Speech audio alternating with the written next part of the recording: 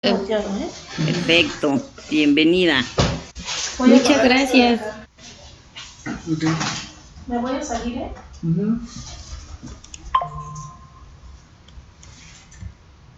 Ya anda también por ahí el doctor.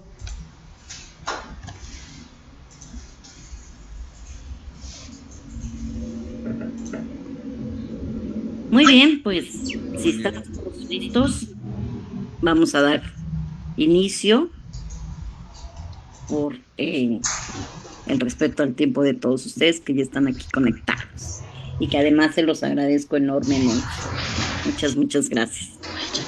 Pues bueno, como ustedes saben, una servidora ha sido una impulsora en materia de derechos e inclusión de las personas con discapacidad.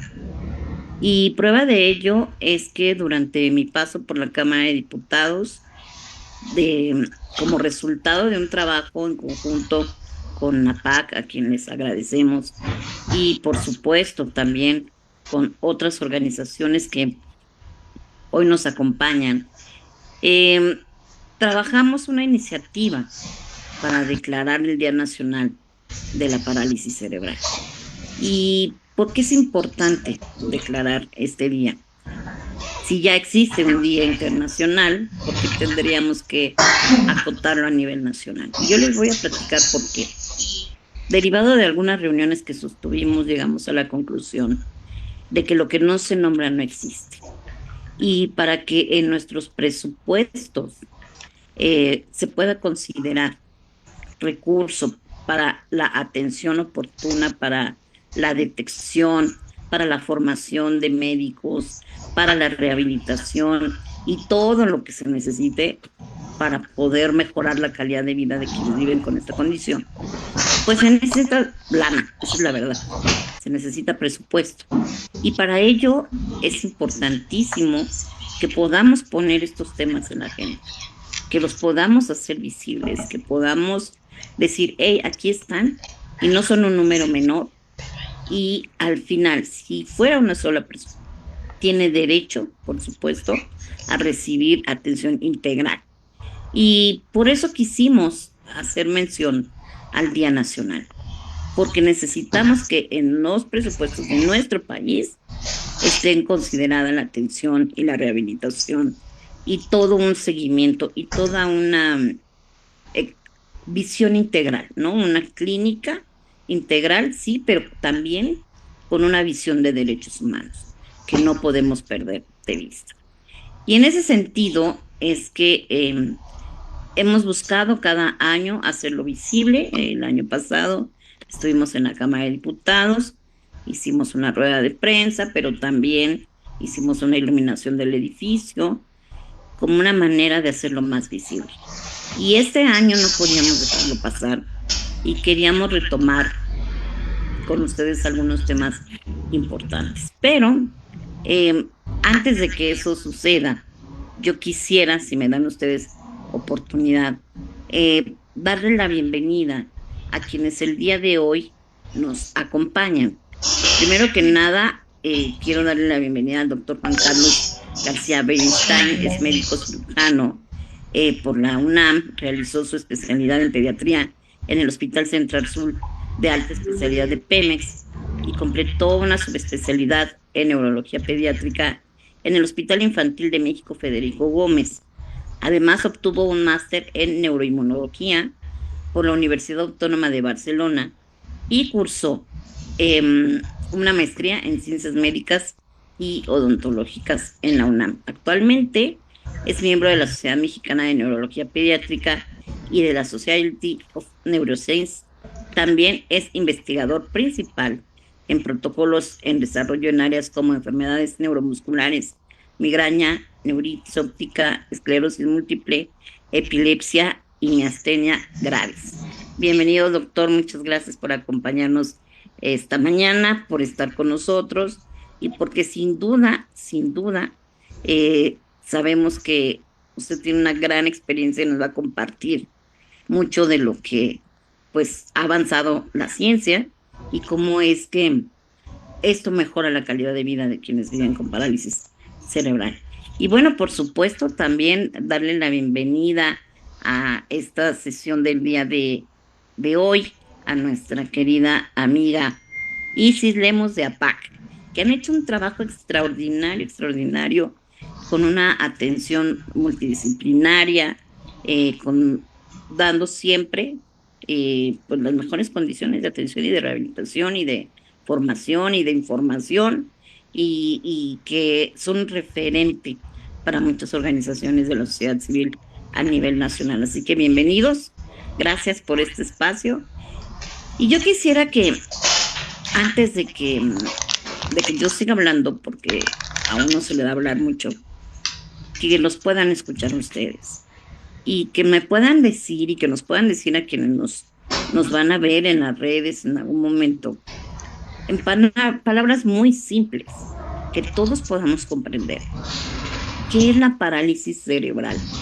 Porque de pronto uno busca las definiciones y evidentemente nos lanza información muy médica, ¿no?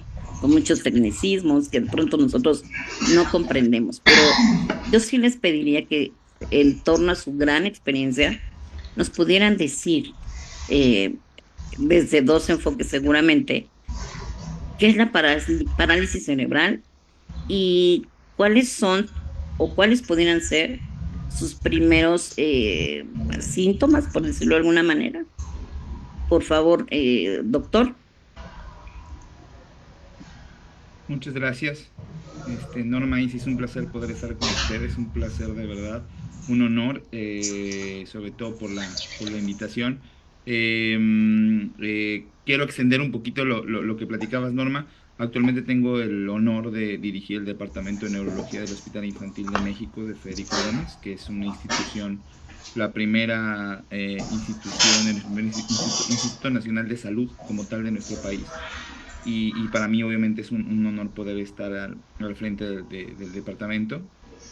Yo quería comentarte, híjole, siempre nos hemos peleado con el término parálisis cerebral.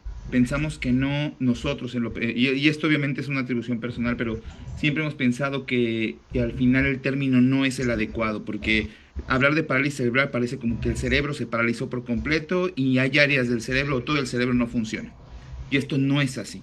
Es muy importante poder entender de lo que estamos hablando. La parálisis cerebral específicamente es una enfermedad, es un trastorno que causa problemas motores principalmente en los pacientes.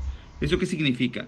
Es un problema principalmente asociado en los cerebros que se encuentran desarrollándose. Esto abre mucho el panorama, pero bueno, principalmente ocurre en las primeras partes de la vida, donde existe algo, puede ser alguna situación yo lo divido en 3 momentos.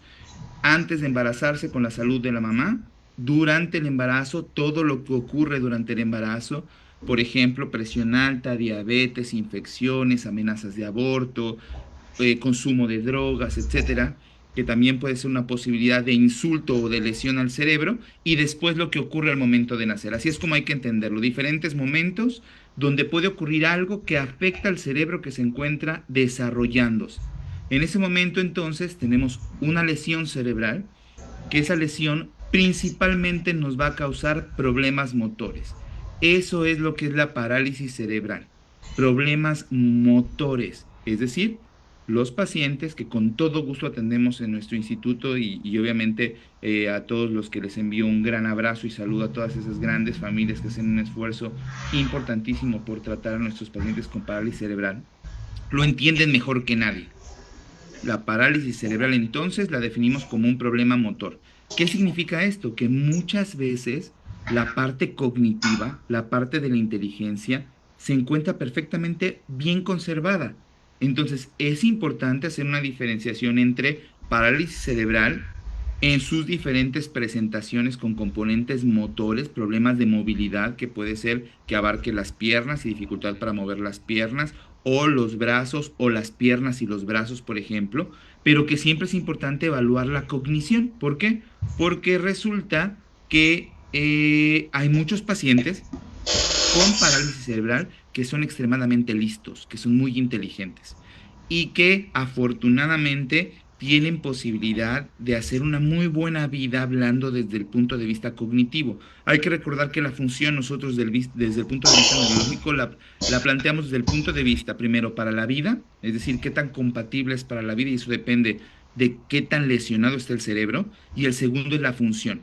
La función la vamos a establecer en cuanto a función motora y función cognitiva. Y aquí es donde hay que hacer una división muy importante que ustedes sé que entienden muy bien, Norma e Isis, donde dividimos la parte de inteligencia con la parte motora. Y muchos pacientes con parálisis cerebral cognitivamente se encuentran muy bien. Y eso es muy importante porque entonces nos exige como médicos, como familias, como sociedad, una intervención muy importante en estos pacientes, porque de nosotros depende todo el proceso de desarrollo y de inclusión real que puede existir a lo largo de la vida. Más o menos se estima que 2 a 3 recién nacidos vivos de cada 1000 pueden sufrir parálisis cerebral. Ahora, si nos vamos al antecedente de ser prematuro, escuchen, de ser prematuro, más o menos 112 de cada 1000 recién nacidos vivos pueden tener parálisis cerebral. 112 de cada 1000 nacidos vivos. La prematurez, el nacer antes de tiempo, es el principal factor de riesgo para parálisis cerebral.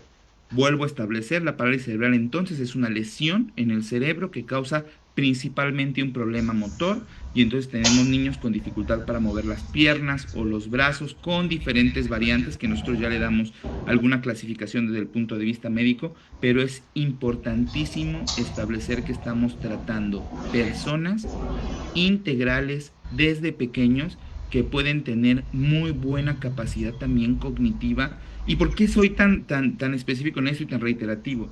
Porque de repente parece ser que a la sociedad es todavía muy difícil poderle establecer este proceso donde una cosa es esta discapacidad que no me permite moverme de forma adecuada, y la otra es la capacidad que tiene mi mente para volar y para llegar y para cumplir tantos objetivos.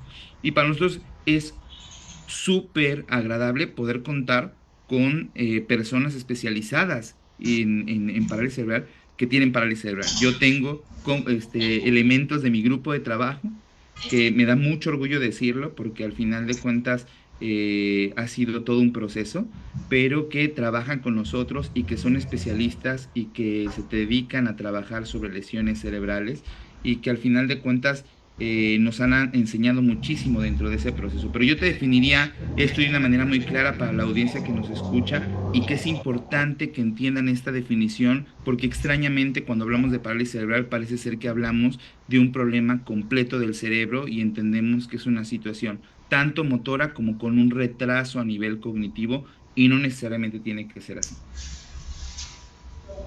Muchas gracias, doctor. Isis. Hola, muchísimas gracias por la invitación, por permitirme compartir este espacio también con el doctor Juan Carlos. Y sí, efectivamente, nosotros desde APAC también batallamos con el momento de poder explicar qué es la parálisis cerebral o bien poder informar sobre qué es. Y en efecto, ¿no? También nos vamos bajo la idea de que, o el concepto más general o más sencillo, de que estamos tratando con una condición de vida que justo lo que afecta es el movimiento.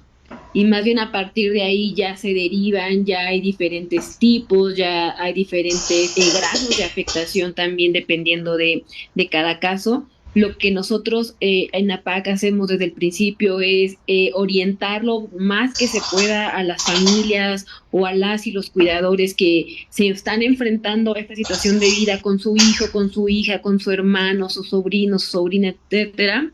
Y simplemente decirles, ¿no? Aquí van a encontrar, porque lo que nosotros buscamos en APAC es eso, ¿no? Que busquen un lugar donde puedan por lo menos satisfacer la mayor cantidad de necesidades que tengan. Independientemente de cuáles sean estas, lo que buscamos es que lo logren por lo menos en un lugar, porque ya sabemos lo difícil que es tener a una persona con discapacidad en nuestra familia, a la que le queremos dar todo lo que necesita y que nos enfrentamos a un montón de barreras, y principalmente en la Ciudad de México, donde ir a un doctor, ir a otra doctora, ir con un terapista, o sea, es demasiado para un día. Lo que se busca en APAC simplemente es ir guiando poco a poco, irles enseñando, aprender entre todos y entre todas, que cada persona necesita cosas diferentes, tiene un diagnóstico diferente, aunque bien estamos hablando de un mismo espectro y una misma condición de vida. Pero simplemente empezar con esto, informar qué es lo que tiene, qué severidad es, cuáles son sus capacidades, hasta dónde puede llegar en este punto de la valoración, digamos, porque bien sabemos que todo puede sorprendernos y creo que también estamos muy felices de que nos sorprendan a veces los diagnósticos, ¿no? Pero es por lo menos ir introduciendo a la familia a qué es lo que va a venir, qué es lo que van a necesitar también de ellos como familia, de ellos como núcleo, como sociedad, y a partir de ahí, pues nosotros simplemente ir brindando y brindando lo que se necesita e ir pues construyendo un camino junto con nuestras nuevas y nuevos beneficiarios y también con quienes tienen mucho tiempo acá, que es simplemente continuar y ver hasta cuál va a ser su máximo grado de independencia, de desarrollo, de autonomía.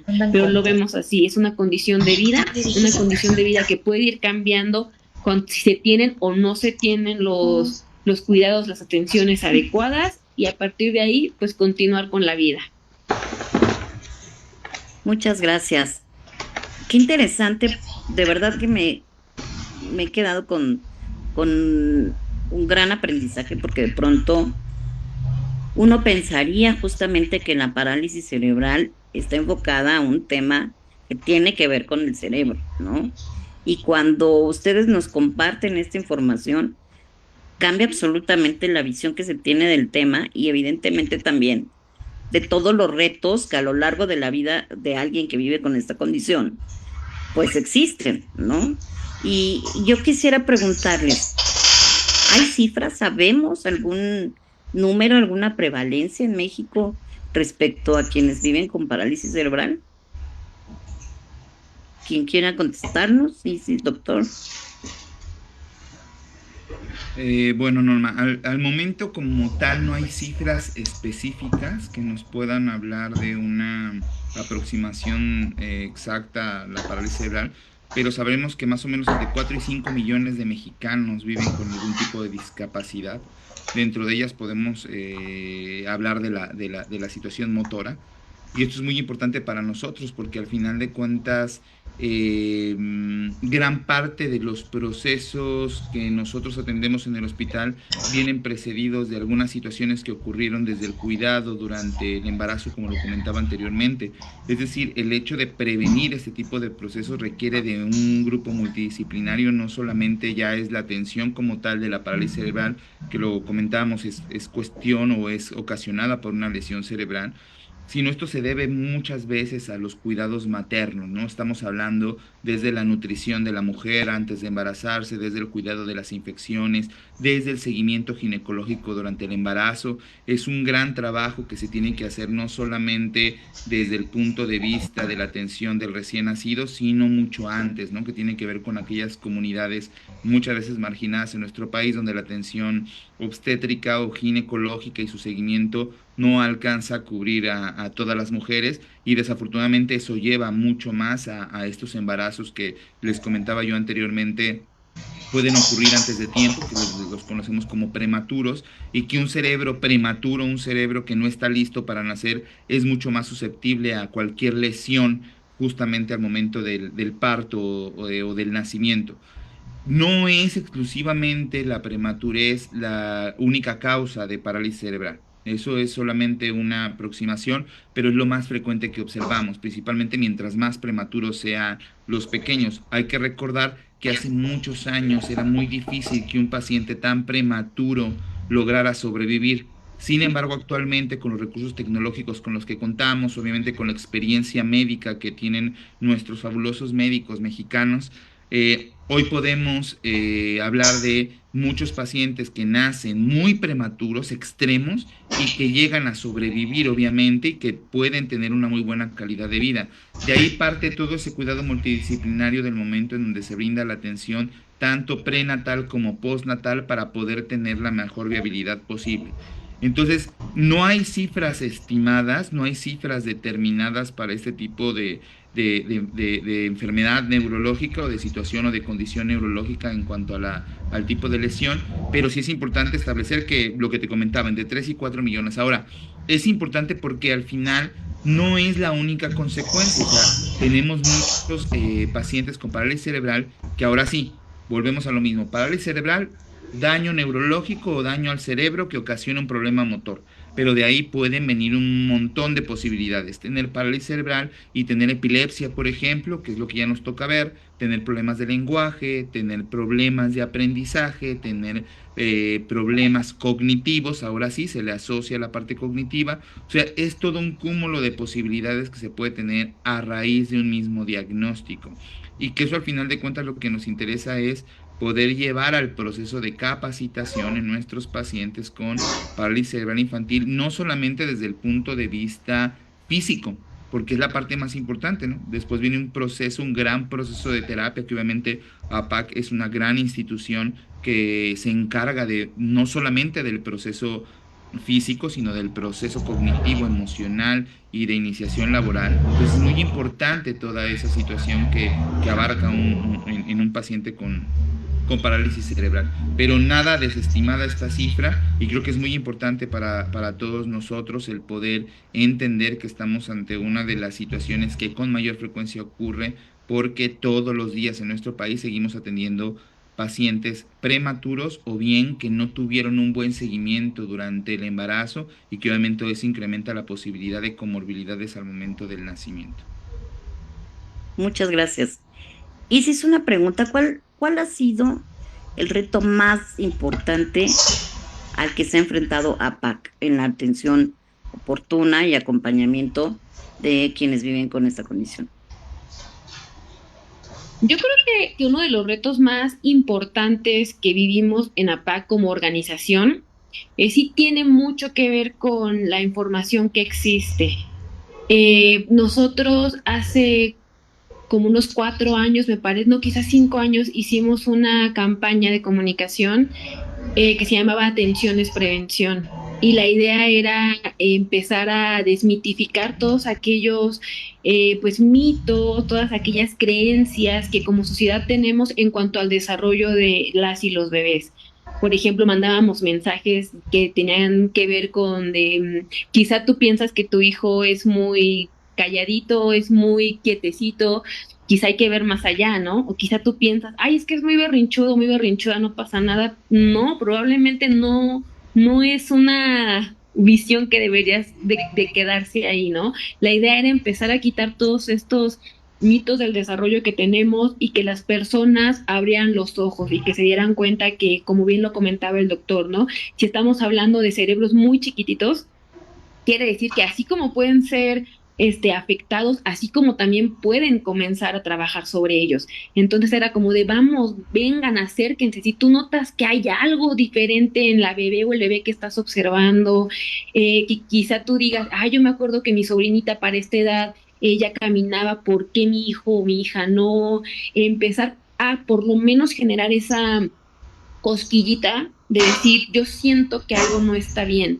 Y también como darles esa seguridad que a las mujeres como mamás generalmente se les da de, es que eres muy preocupada, es que a ti eres muy apegada a tu hijo, a tu hija. No, o sea, si tienes la intuición de que algo no está bien, pues simplemente ven y veamos qué está pasando, y como puede ser que efectivamente no sea nada, puede ser que sí. Entonces, un reto principal siempre va a ser la sociedad, van a ser las creencias que todavía tenemos, porque no dejamos de vivir en una sociedad llena de mitos, llena de prejuicios, de estereotipos, y hasta el momento en el que no vayamos derribando poco a poco todas estas barreras, por lo menos que al principio es para no acceder a un servicio de salud de calidad, pues va a estar muy complicado. Yo diría que justo es eso, es como el estar aquí, no darse cuenta, y también estar muy conscientes que a veces no lo estamos por miedo, ¿no? Las familias obviamente se enfrentan a procesos de negación, de duelo. ¿Por qué? Pues porque vivir con una persona con discapacidad no es algo sencillo, no es algo a lo que tristemente estamos acostumbrados, que deberíamos como sociedad saber que somos diversos y que hay mucha diversidad, que somos bien diferentes entre todos y entre todas. La realidad es que todavía no llegamos a ese punto y por lo tanto todavía hay miedo, ¿no? Hay miedo de enfrentarlo. Y trabajar con las familias, con las y con los cuidadores, con hermanos, con hermanas, ir quitando todos estos prejuicios, ir también pues enfrentando a la realidad, porque tampoco vamos a decir cosas que no son ciertas, ¿no? No vamos a quizá a imaginarnos realidades que no van a pasar, más bien vamos a enfrentar lo que tenemos, enfrentarlo con lo mejor que tengamos y hacia adelante. Y es un trabajo constante con familias, con cuidadoras, con cuidadores. Y ese es el hecho, ¿no? Empezar a derribar barreritas poco a poco y una vez que el mundo ya no tenga tanto prejuicio, tanto estigma, que celebremos verdaderamente la diversidad, pues quizá vamos a acercar más este tipo de servicios, ¿no? En el que ya no me da pena, ya no me da miedo decir que mi hijo o mi hija tiene algo, entonces ya mejor voy a ir directo a que se le atienda. Entonces yo pondría esa la primer barrera en la PAC. Muchas gracias. Sí, la información en materia de discapacidad todavía es un reto enorme.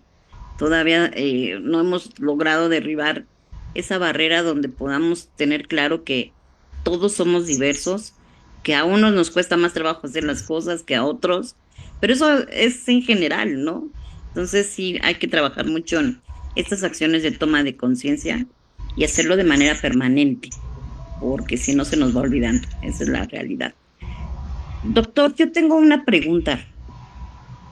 Entiendo lo que nos ha compartido sobre cuáles pudieran ser algunas causas que originan la parálisis cerebral, pero no tiene nada que ver o no saben si hay alguna investigación o algún protocolo que nos diga si prevalece más en mujeres o en hombres o es indistinto. Sí, Norma, no hay como tal una prevalencia bien estimada o una diferenciación entre género. Por lo regular existe un cierto predominio en varones, casi como en general, pero me atrevería a decir que actualmente podríamos cerrarlo prácticamente a una equidad en cuanto a la presentación de la parálisis cerebral, sobre todo porque las causas son muy, como te decía, muy estructurales. Hay que recordar las primeras etapas de la vida durante el desarrollo del cerebro dentro del vientre de mamá. No es nada raro poder sufrir de algún tipo de alteración en el cerebro causado por falta de irrigación en el cerebro, falta de llegada de sangre, de oxígeno, algún tipo de infección materna que también pudiera complicar lo que les comento, o al momento de nacer también la tensión del trabajo de parto, problemas al momento del nacimiento, requerimientos de oxigenación, incremento en las bilirrubinas cuando los niños se ponen amarillitos y requieren también de fototerapia, infecciones al momento de nacer, que hablamos de sepsis. Esos son los primeros momentos, ¿no?, que nos interesan muchísimo dentro de la exploración del niño y los antecedentes, pero también hay otros, como lo que va ocurriendo después, problemas metabólicos, por ejemplo, problemas de traumatismos craneoencefálicos que también podrían, o de golpes en la cabeza muy intensos con fracturas, hemorragias, etcétera, que podrían lesionar el cerebro, problemas también como deshidrataciones severas, problemas de malnutrición, etcétera, que podrían afectar el desarrollo del cerebro. Es decir, no nos podemos únicamente centrar a aquellos pacientes que tienen ese tipo de situaciones o que ocurren únicamente al momento de nacer, sino hay que extendernos, como bien lo dice la definición, a todos aquellos cerebros que se encuentran en ese proceso de desarrollo y que por cualquier circunstancia sufren de algún tipo de lesión que causa principalmente la situación motora que hemos platicado. Entonces, eso extiende mucho la posibilidad. Por eso es que no hay un proceso como de diferenciación entre géneros, ya que es muy probable o es muy posible que tengamos prematuros niños o niñas y también algunas situaciones vasculares, metabólicas, infecciosas también, tanto en niños como en niñas. Por eso el cuidado, como bien lo decía Isis, es importantísimo dentro de esos primeros meses, semanas y años después de vida, donde vamos observando la ganancia de habilidades de los pequeños. Es muy importante que las madres se acerquen con sus médicos de primer contacto en caso de que vean que su niño no va ganando habilidades, que nosotros le decimos hitos del desarrollo, metas que tiene que ir cumpliendo cada niño por cada semana y cada mes que va creciendo. Y también si observan que hay cierta debilidad en su niño, que se ve muy débil, que se ve con tono muscular disminuido, que se ve que no logra sostener la cabeza, que no logra tragar como debe, etcétera, es importantísimo que se acerquen con sus médicos. No hay niños flojos, esto es importante. No hay niños que sean flojitos, como anteriormente se decía. Es flojito, déjalo que crezca. Eso no existe para la gente que nos está viendo. Es importante acercarse con sus médicos porque un niño débil, un niño sin fuerza, que no logra mover bien sus manos y sus piernas, algo está ocurriendo y es importantísimo poderlo determinar porque aquí la intervención es lo más importante, sobre todo durante las primeras partes de la vida, que nos permite sobre todo ir avanzando en el proceso funcional motor de nuestros pacientes. Entonces yo te diría actualmente lo podemos establecer de forma integral tanto en niños como en niñas sin realizar diferenciaciones porque en todos tendríamos que estar pendientes del proceso de desarrollo. Gracias, doctor. A ver, estas señales que nos compartes ahorita, cuando una mamá las identifica, acude con el pediatra, y ya de ahí lo van canalizando con los especialistas, supongo. ¿Hay alguna especialidad que esté enfocada en este tema en particular o tiene que ser una clínica integral la que le dé acompañamiento? Sí, totalmente integral.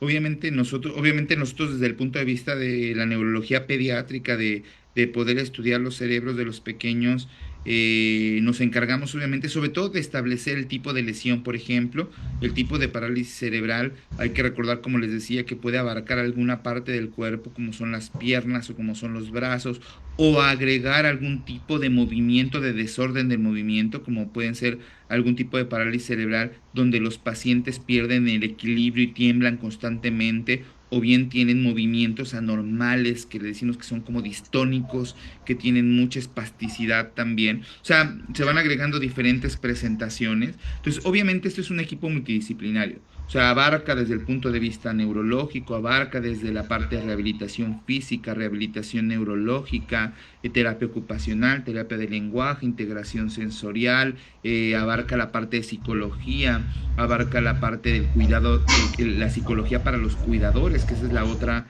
gran ventana de oportunidad que se tiene. No hay que olvidar que un paciente con parálisis cerebral es una familia con parálisis cerebral, es una familia que requiere del apoyo multidisciplinario porque se vuelven en cuidadores principales y eso también genera desgaste, no solo desde el punto de vista emocional, sino económico y funcional para la familia. Entonces es importantísimo poderlos incluir dentro de todo este proceso de asesoramiento y junto con ello gastroenterología, nutrición, endocrinología, ortopedia, ¿no? Porque obviamente existe un montón de padecimientos ortopédicos.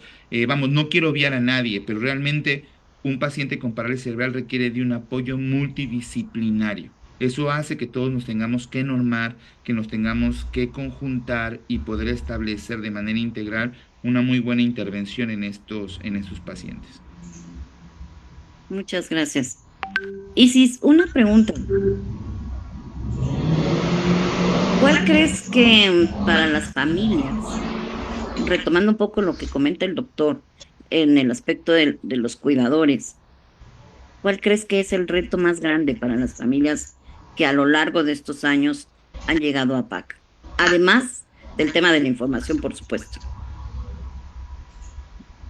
Claro, pues más bien vamos a centrarlo un poco más en las familias que nosotros atendemos. Por ejemplo, la mayoría de ellos son personas de escasos recursos. Entonces, ya cuando no tienen el elemento, el recurso económico, pues francamente todo se les complica. ¿Por qué? Porque no hay una manera sencilla de tan siquiera llegar a donde tienen que llegar. Por ejemplo, aquí a PAC, por muy excéntricos que estemos, es difícil, ¿no?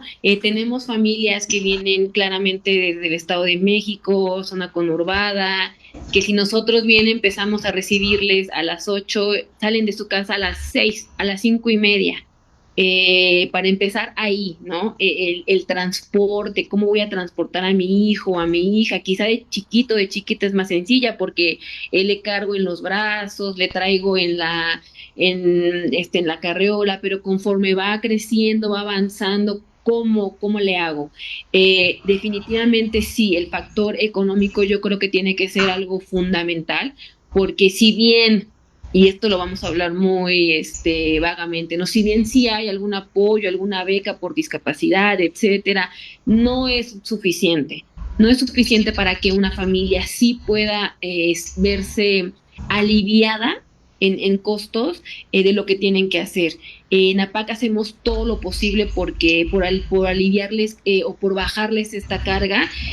Por ejemplo, aquí en APAC nuestro modelo se basa también mucho en la corresponsabilidad familiar y esta la medimos entre muchos otros factores, por ejemplo, en la cuota de recuperación que nosotros les pedimos para cubrir este servicio, para que también haya un pues te doy, me entregas, etcétera, un compromiso real, pero este se basa, por ejemplo, en su situación socioeconómica. Entonces sabemos que la carga económica pues es muy pequeña, es muy corta.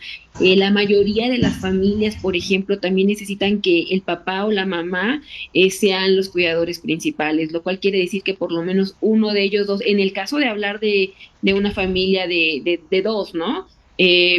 Uno de ellos o una de ellas tenga que quedarse sin un trabajo formal, sin una entrada formal de dinero. Entonces ahí va otro, ¿no? No existe. Son personas que se dedican 100% al cuidado de sus hijas o de sus hijos. Entonces, otro factor más es ese, ¿no? No hay cómo obtener más ganancias, más dinero. La mayoría también se dedica al trabajo informal. Pues imagínense en pandemia cómo les fue, no había, ¿por qué? Porque quienes vendían comida en la calle pues ya no podían, quienes vendían de puerta en puerta pues tampoco. Yo sí los entraría y quizá pues te va a escuchar muy frío, pero realmente el punto económico es bien difícil. Las familias se ven muy pegadas por esto. Se sabe que una familia que tiene un miembro con discapacidad tiene un costo casi como si tuviera trillizos en lugar de a un hijo o una hija. Es muchísimo el gasto económico y a partir de ahí, pues todo es complicado, ¿no? ¿Por qué? Porque obviamente se empiezan a abrumar, a desesperar, empiezan a querer quizá ya no. Este desapego del tratamiento también es bien fácil, ¿no? Porque es como de, ay, mejor hoy no lo llevo, pero sí voy a hacer tal cosa, ¿no? O no voy a hacer estas terapias hoy porque tengo que ir a, no sé, vender tal cosa. Entonces, al final si empiezas a buscar como cuál es la causa de este problema, quizá pues muy asertivamente sí tenga que ver con factores económicos, factores del contexto, factores sociales, factores de donde vivimos, sin hablar obviamente de barreras arquitectónicas que pues ya de por sí está bien difícil caminar. Ahora imagínate caminar con una silla de ruedas o con una chica o un chico que todo el tiempo necesita estar agarrándose de algo o de alguien. Eh, Barreras. Al fin y al cabo, yo creo que el contexto en general en el que vivimos en México, por lo menos ese es el mayor reto y la mayor barrera que tiene.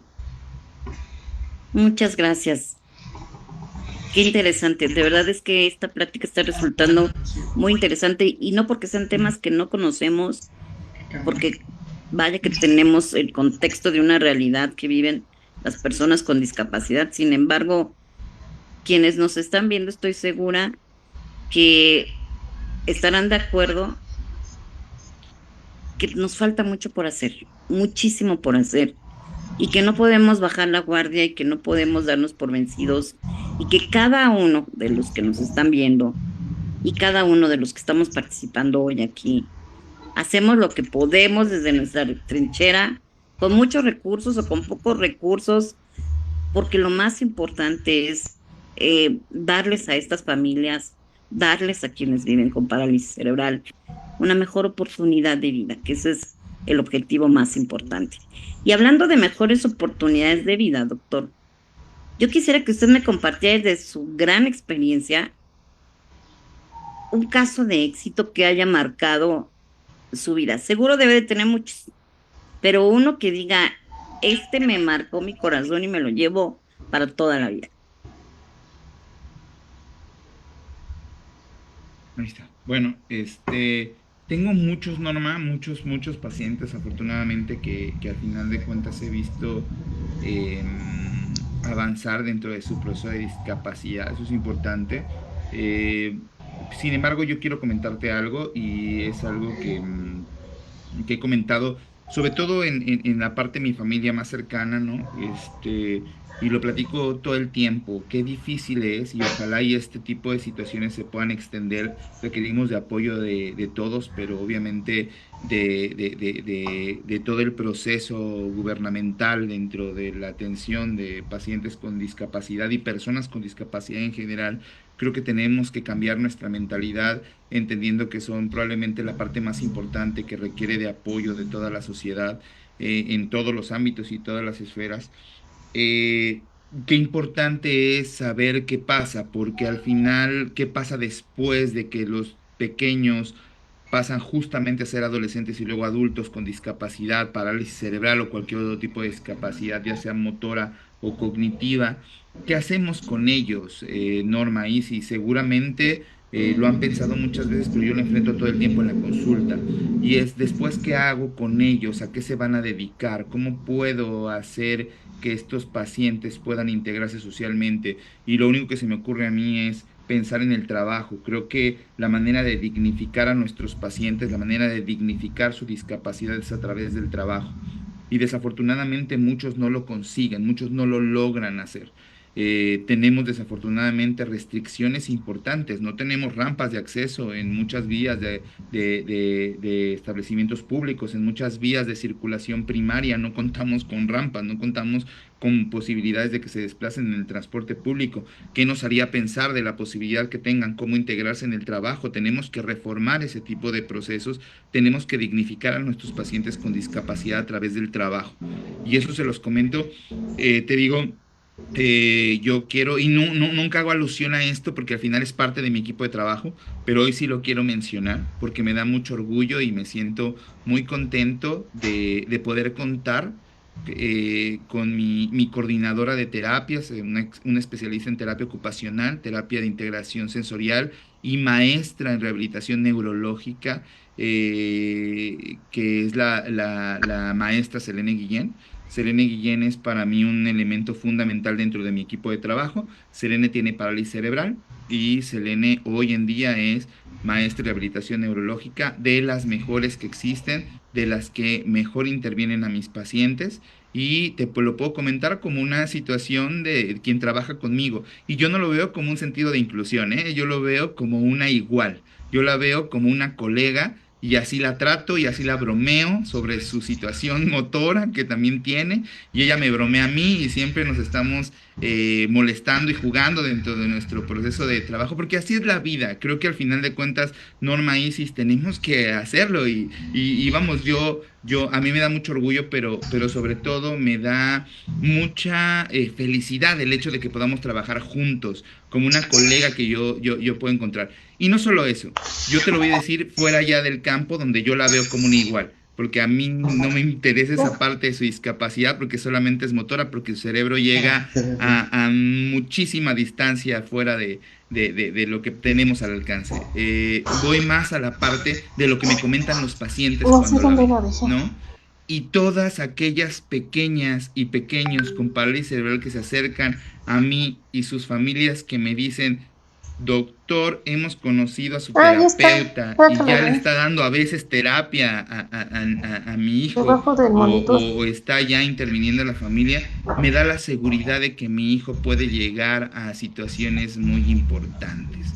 Y esa es la parte que yo te diría que vivo todos los días, que tengo la fortuna y que tengo mucho apoyo de parte de todo mi equipo de trabajo, pero sobre todo de ella, ¿no? Que es una investigadora, que actualmente me apoya en muchos protocolos de investigación de enfermedades musculares y neurológicas, que me apoya con mis pacientes tanto en mi parte pública como en la parte privada también, y que le confío prácticamente todo el proceso de rehabilitación porque es mi coordinadora de rehabilitadoras físicas y sensoriales, y yo le agradezco muchísimo el hecho, más bien que me haya dado la oportunidad.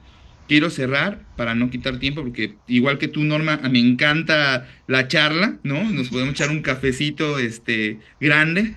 Quiero cerrar con, es importante entender que quienes aprenden de nuestros pacientes y de nuestros jóvenes y de nuestros niños con discapacidad somos nosotros. Nosotros no tenemos nada que enseñarles. Ellos nos enseñan a ser personas diferentes. Eso es lo que hay que apreciar. En cada salón de clases, en cada consultorio médico, cada vez que los vemos en la calle, tenemos que aprender de ellos. Nosotros difícilmente les enseñamos algo. Ellos nos enseñan todos los días situaciones diferentes y hoy somos médicos, rehabilitadores, psicólogos distintos. Hoy tenemos que apreciar todo este proceso de discapacidad de una manera distinta. ¿Cuál es la manera? Inculcarlo a nuestros hijos. Nuestros hijos tienen que crecer respetando, apoyando y cuidando a todos aquellos pequeños que observan en la escuela con discapacidad. Denle esa oportunidad a sus hijos. Dejen que sus hijos aprendan a través de nuestros pequeños con discapacidad. No los cierren a esa posibilidad. Quien aprende realmente de esos pequeños son sus hijos. Nosotros no le estamos brindando un apoyo. Ellos nos están permitiendo aprender a través de su discapacidad y eso es algo muy valioso, Norma, Isis. Y que además también permite ver la discapacidad como es, como lo más natural. Porque a mí de pronto me sucedía cuando yo salía con mis sobrinos y la gente se me quedaba viendo, ¿no? Que yo iba con mi silla de ruedas. Y de pronto mi sobrino preguntaba, ¿por qué se te quedan viendo? ¿No? ¿Qué tienes de raro? ¿Cómo por qué? Y de pronto los papás, entiendo que sin mala intención, pues le decían al niño, no la veas, ¿no? No te acerques. Y el niño va creciendo con esa idea. Entonces, yo creo que tenemos que buscar justo lo que dice el doctor, que los niños lo vean con toda la naturalidad. Hoy por hoy, tengo sobrinos muy pequeños que van a la primaria y ya llegan y me platican del tema, ¿no? De que tienen un compañerito y a mí me da gusto porque ya no tuve yo que explicarles ni enseñarles, ellos ya lo empiezan a ver de esa forma natural y creo que hacia allá tendríamos que ir. Muchas gracias, doctor. Isis, compártenos para ir cerrando una historia que haya cambiado tu vida. Y qué difícil, porque yo diría que todas y cada una de ellas, cuando conoces, cuando te envuelves, y a veces ni que te envuelvas, simplemente escuchaste de alguien y como que ubicas que andaba por ahí en la escuela, en el salón, en las terapias. Yo siempre he dicho que todos aquí y todas las que forman parte de APAC son casos de éxito, ¿no? Porque si bien para alguien fue acabar la universidad, para otra persona quizá fue poderse poner el suéter de la manera correcta, ¿no? Abotonarse el pantalón sin tener ningún conflicto. Entonces, yo así los veo a todos. Pero si yo tuviera que elegir quizá una historia ya de manera personal, nosotros aquí en APAC tenemos algo que le llamamos el campamento. Cada año nuestros beneficiarios y beneficiarias van una semana a un destino turístico. Por ejemplo, en este último caso fue a Cancún. Entonces van una semana, van sin sus papás, sin sus mamás, en un proyecto que lo que busca es independencia, autonomía, desapego de la familia, socialización, representación, ¿no? También que nos vean, que les vean, etcétera. Y yo fui en un año, me parece que fue en el 2018 el que me tocó ir. Fui a acompañar a una jovencita en ese entonces, ella acababa de cumplir 18 años y estaba muy feliz porque obviamente pues eran sus 18 años, ¿no? Fui y esa experiencia me cambió mucho la vida porque si bien yo para ese momento ya tenía muchos años en APAC y ya conocía y ya pues les veo todos los días, ¿no? Hay gente que hasta te cae bien, hasta te cae mal, ¿no? Hasta dices, ya lo vi mucho, hay quien será, hay quien grita, hay quien hace, no sé qué. A pesar de eso, no había convivido 24 horas, obviamente, con ninguna de ellos, con ninguno de ellos. Y fue una experiencia muy bonita porque no únicamente te hace lo clásico de una persona que no tenemos discapacidad, ¿no? Aprender, agradecer, disfrutar, no, sino también te hace ver que tú a ese campamento, cuando vas como voluntario, porque quienes vamos de acompañantes somos voluntarias o voluntarios, simplemente eres pues el instrumento que la otra persona necesita para pasársela bien, porque eso es a lo que van a pasársela bien, van a conocer, van a estar sin su familia un ratito, sin su mamá, sin su papá que esté todo el día ahí, sin su terapeuta que le esté diciendo que ya haga terapia, ¿no? Sin que le digan agarra bien la cuchara, ¿no? Sino simplemente van a vivir la vida, así como cuando nosotros nos íbamos en la prepa, ¿no? A un viaje de escuela, etcétera, así van.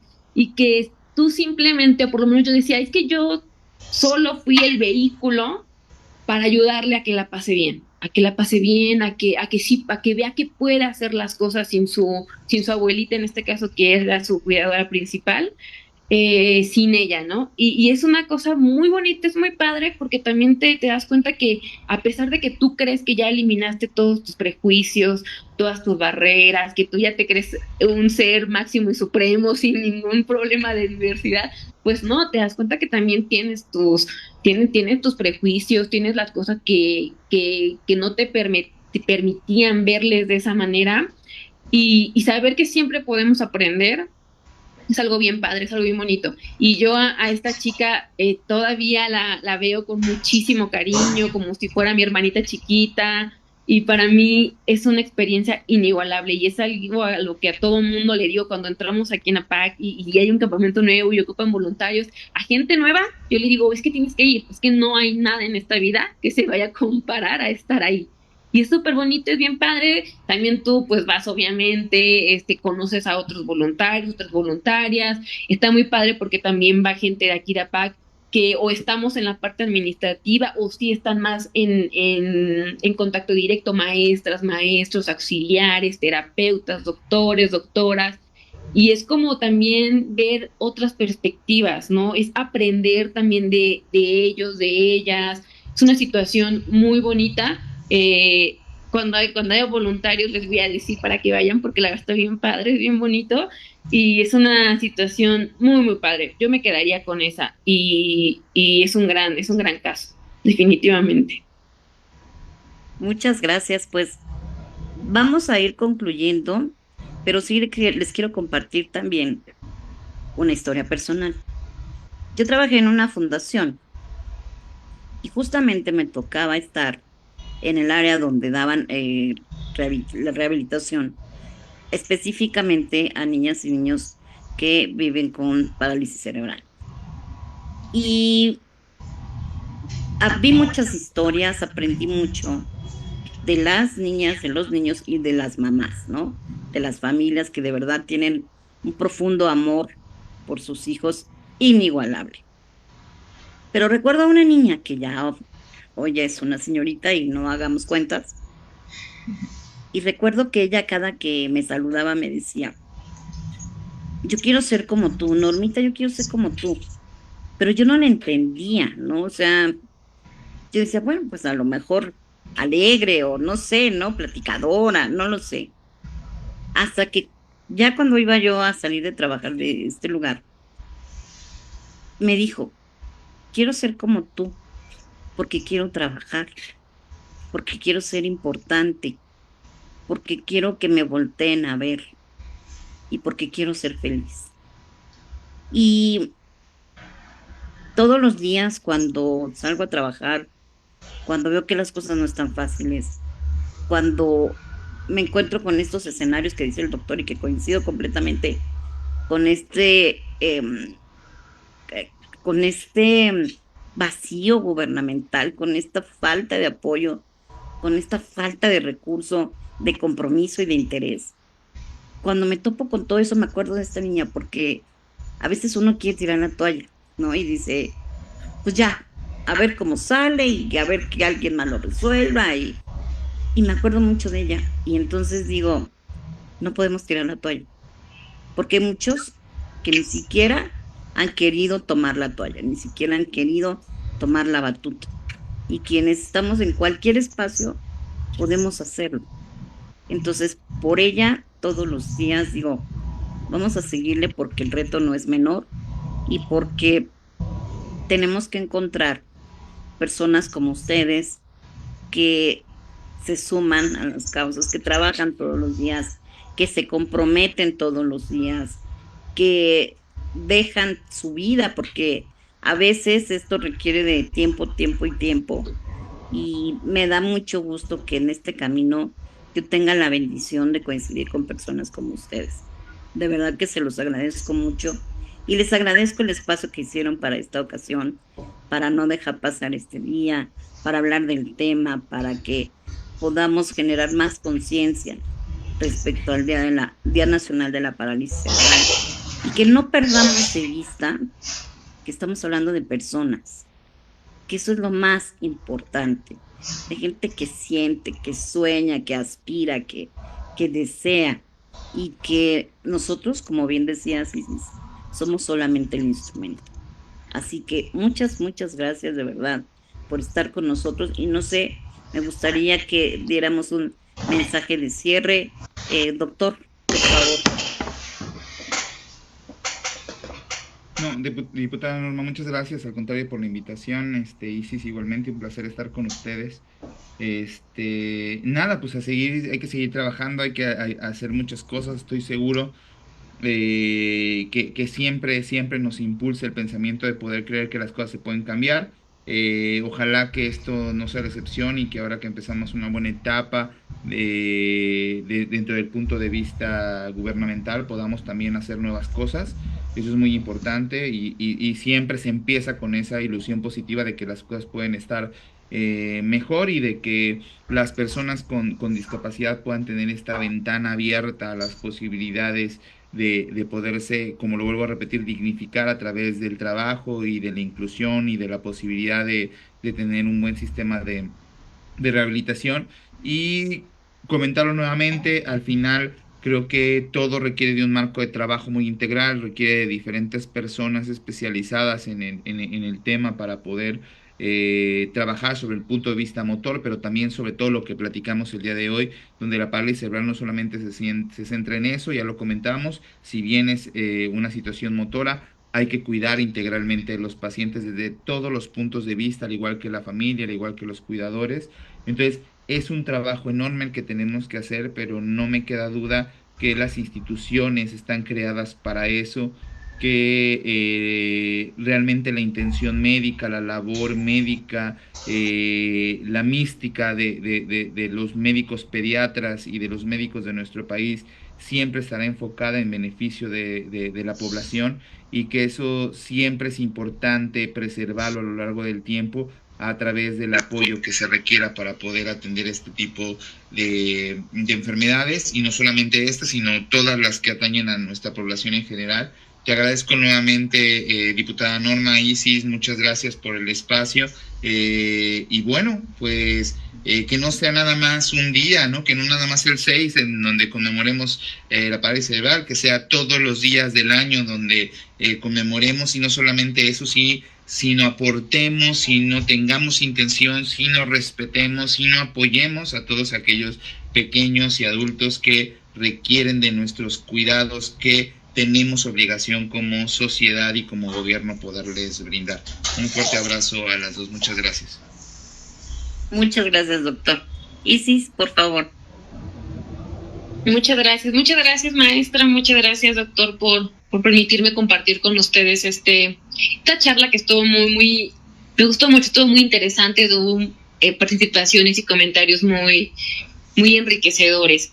Yo un mensaje que quiero dar, pues quizá es el seguir retomando todo lo que hablamos aquí, ¿no? Desde que el primer comentario que nos hacías, Norma, sobre nombrar las cosas. Hay que nombrarlas, hay que nombrarlos, hay que nombrar también a las personas con discapacidad, a las personas que viven con parálisis cerebral.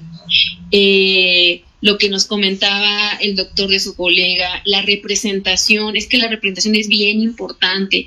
Cuando eres parte de una población en situación de vulnerabilidad, es muy fácil que no encuentres un igual a ti. Es bien sencillo que no veas a tu lado, en tu misma colonia, en tu trabajo, en tu escuela, mucho menos hablar de medios de comunicación, alguien que se parezca a mí. Y creo que cuando logramos que exista representación de las personas con discapacidad, le estamos abriendo el camino empezando con la imaginación, más allá de las otras barreras, a todas aquellas niñas y niños que saben que pueden hacer las cosas, pero es que nadie les ha enseñado cómo hacerlas, ni cómo se puede ver cuando lo logren. Entonces yo este día nacional de la parálisis cerebral, lo que me gustaría es eso, ¿no? Es verlo como una oportunidad de reconocer a las personas que viven con esta discapacidad, pero también para celebrar aquello que las hace únicas y únicos, aquello que verdaderamente suma, porque suman a la sociedad, y que nosotros nos sumemos de esas personas.